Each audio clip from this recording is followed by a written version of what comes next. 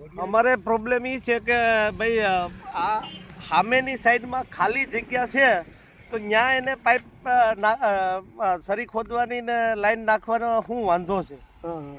કેમ કે એ 2002ની સાલથી એમને દર વર્ષે એમાં ખોદે છે અને કંઈ થતું નથી. કે સરસ્વતીમાંથી આપણે પસનાવડા ડેમમાં પાણી નાખવાની વાત હતી 2002ની સાલથી હજી સુધી હાલે અને એમાં નથી નાખવી ને આ આકોરના ખેડૂને ઓલી બાજુના ખેડૂને તો બરબાદ કરી નાખ્યા.